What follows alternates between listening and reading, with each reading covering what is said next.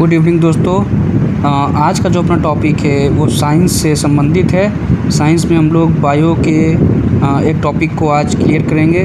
उस टॉपिक का नाम है मानव शरीर। तो चलिए शुरू करते हैं। पहला प्रश्न है, मानव खोपड़ी में हड्डियों की संख्या कितनी होती है?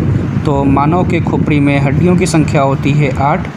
अगला प्रश्न है, मनुष्य का हृदय 1 मिनट में कितनी बार धड़कता है? तो जो मनुष्य का हृदय होता है 1 मिनट में 72 बार धड़कता है। अगला प्रश्न है, स्वस्थ मनुष्य की श्वसन दर कितनी होती है? तो स्वस्थ मनुष्य की श्वसन दर जो होती है 16 से 18 बार प्रति मिनट होती है। यानी 1 मिनट में 16 कम से कम और अधिक से अधिक 18 बार वो सांस लेता और छोड़ता है। अगला प्रश्न है, मस्तिष्क का वजन कितना होता है? तो मस्तिष्क का वजन होता है 1350 से 1400 ग्राम। अगला प्रश्न है, मानव शरीर की सबसे बड़ी हड्डी कौन सी है? तो मानव शरीर की सबसे बड़ी हड्डी होती है फीमर की हड्डी। ठीक, फीमर। और फीमर हड्डी कहाँ होती है? तो ये जो जांघ की हड्डी होती है उसी को हम लोग फीमर कहते हैं। ठीक, तो जो जांघ की हड्डी होती है वो मानव शरीर की सबसे बड़ी हड्डी है और इसे साइंस में कहते हैं फीमर। अगला प्रश्न है, मानव शरीर की सबसे छोटी हड्डी कौन सी होती है? तो मानव शरीर की सबसे छोटी हड्डी होती है स्टेपिज। ठीक है, अब स्टेपिज कहाँ होती है? तो ये कान के बीचों बीच होती है। ठीक, कान के बीचों बीच एक छोटी सी हड्डी होती है, उसी को हम लोग कहते हैं स्टेपिज, और वो मानव शरीर की सबसे छोटी हड्डी होती है। अगला प्रश्न है, मानव शरीर का सबसे मजबूत जो हड्डी होता है वो कहाँ का होता है? तो मानव शरीर की सबसे मजबूत जो हड्डी होती है वो जबड़े की हड्डी होती है।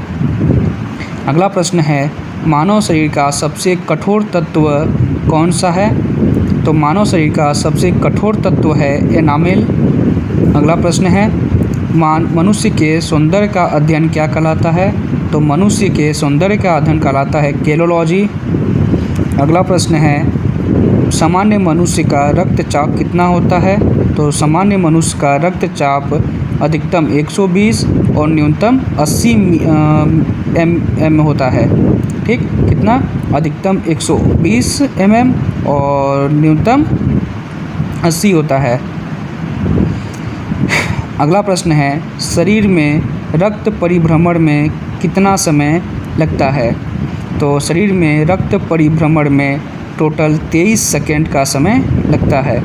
अगला प्रश्न है, मानव शरीर में जल की मात्रा कितनी होती है? तो मानव शरीर में जल की मात्रा जो है वो 65 से 80% तक होती है। अगला प्रश्न है, रक्त की मात्रा शरीर के भार का कितना होता है? तो रक्त की मात्रा शरीर के भार का कुल 7% होता है। यानी कि अगर आपका वज़न 100 किलो है तो आपके शरीर में जो ब्लड होगा वो 7 किलो होगा। ठीक है। अगला प्रश्न है, मनुष्य में रक्त की मात्रा कितनी होती है? तो मनुष्य में रक्त की मात्रा 5 से 6 लीटर होती है। अगला प्रश्न है, मानव रक्त का पीएच मान कितना होता है? तो पहले मानव रक्त जो होता है वो क्षारीय होता है। ठीक, ये याद रखिएगा, अम्लीय नहीं होता, क्षारीय होता है। और इसका पीएच मान जो होता है वो 7.4 होता है, 7.4 होता है। अगला प्रश्न है, रक्त को शुद्ध कौन करता है? कौन सा अंग रक्तों को शुद्ध करता है? तो किडनी जो है, जिसको कि वृक्क भी कहते हैं, हिंदी में कहते हैं वृक्क और इंग्लिश में कहते हैं किडनी, यही हमारे रक्त को शुद्ध करता है। अगला प्रश्न है, लाल रक्त कणिकाएँ, जिसे इंग्लिश में रेड ब्लड सेल कहते हैं, आरबीसी कहते हैं, तो आरबीसी का निर्माण कहाँ होता है? तो जो हमारा आरबीसी है उसका निर्माण होता है अस्थि मज्जा में। अगला प्रश्न है, लाल रक्त कण का जीवन काल कितना होता है? यानी कि आरबीसी का जीवन काल कितने दिन होता है? तो इसका जीवन काल होता है 20 से 120 दिन तक। यानी 20 से 120 दिन तक आरबीसी का जीवन काल होता है। अगला प्रश्न है, श्वेत रक्त कणिकाएँ, ठीक है, जिन्हें डब्ल्यूबीसी कहते हैं, तो डब्ल्यूबीसी का जीवन काल कितना होता है? 2 से 4 दिन। अगला प्रश्न है, आरबीसी को और क्या कहा जाता है? तो आरबीसी को ल्यूकोसाइट कहते हैं। सॉरी डब्ल्यूबीसी को।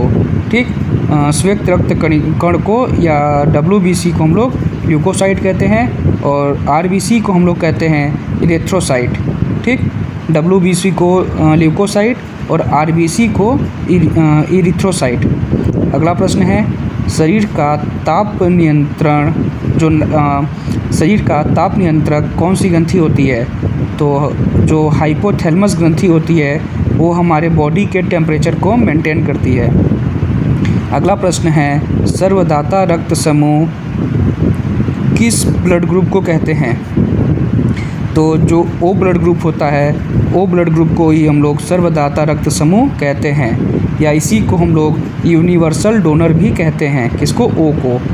अगर हम लोग बात करें सर्वग्राही रक्त समूह की यानी कि यूनिवर्सल रिसेप्टर की, तो वो ब्लड ग्रुप होता है AB। अगला प्रश्न है ब्लड बैंक किसे कहा जाता है? तो ब्लड बैंक कहते हैं प्लीहा को। ठीक, प्लीहा का ही दूसरा नाम है स्प्लीन। तो परीक्षा में प्लीहा दे या तो स्प्लीन दे, कोई एक ही देगा और दोनों में से कोई आपको एक चुनना होगा, प्लीहा या स्प्लीन। अगला प्रश्न है भोजन का पाचन कहाँ से प्रारंभ होता है? तो जो हमारे जो भोजन का पाचन जो शुरू होता है वो मुख से होता है। ठीक, भोजन का पाचन कहाँ से शुरू होता है? तो मुख से। अगला प्रश्न है पचे हुए भोजन का अवशोषण कहाँ होता है? तो पचे हुए भोजन का अवशोषण होता है छोटी आंत में। अगला प्रश्न है पित्त स्रावित कहाँ से होता है? तो जो पित्त होता है वो यकृत द्वारा स्रावित होता है। अगला प्रश्न है शरीर की सबसे लंबी ग्रंथि कौन सी है? तो शरीर की सबसे लंबी ग्रंथि है यकृत। यकृत को ही इंग्लिश में लीवर कहते हैं।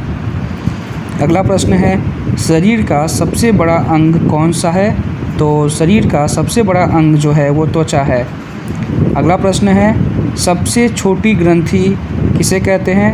तो सबसे छोटी ग्रंथि कहते हैं पिट्यूटरी ग्लैंड को, यानी ये मानव शरीर की सबसे छोटी हड्डी होती है। ठीक है, सॉरी सबसे छोटी ग्रंथि होती है। और अगर प्रश्न ये पूछे कि मास्टर ग्रंथि किसे कहते हैं? तो मास्टर ग्रंथि कहते हैं पिट्यूटरी ग्लैंड को ही। ठीक, सबसे छोटी ग्रंथि पूछे या मास्टर ग्रंथि पूछे, पिट्यूटरी ग्लैंड को ही कहते हैं। अगला प्रश्न है रक्तचाप मापने का यंत्र कौन सा है?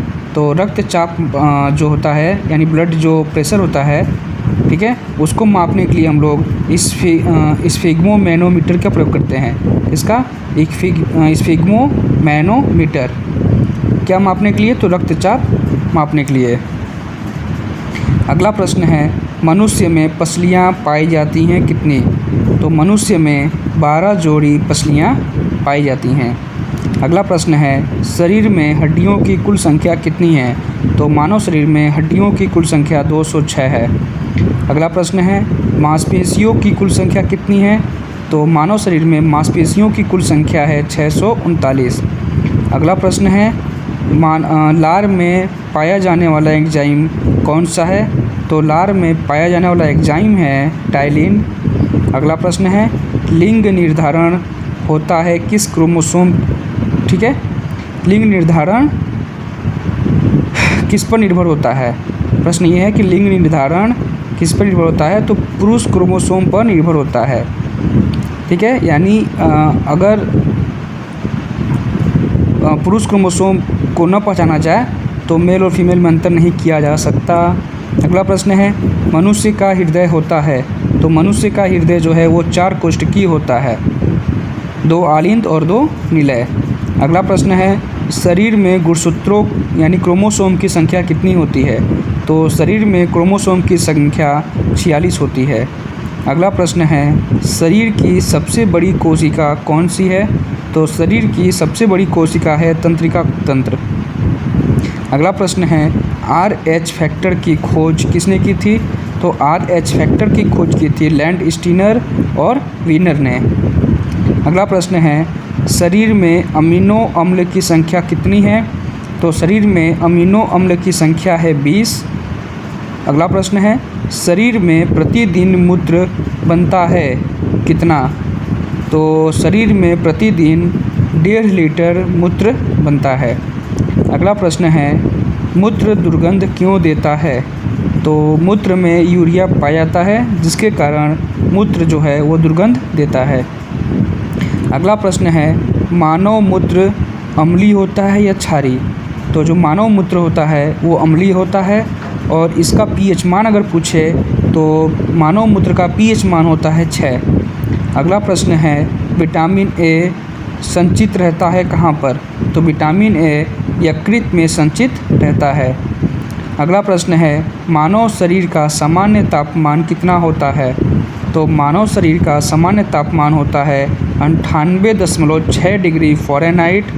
ठीक है, अगर सेल्सियस में पूछे तो 37 डिग्री सेल्सियस, अगर केल्विन में पूछे तो 310 केल्विन, यानी फ़ारेनहाइट में 98.6 डिग्री फ़ारेनहाइट, सेल्सियस में पूछे तो 37 डिग्री सेल्सियस, केल्विन में पूछे तो 310 केल्विन।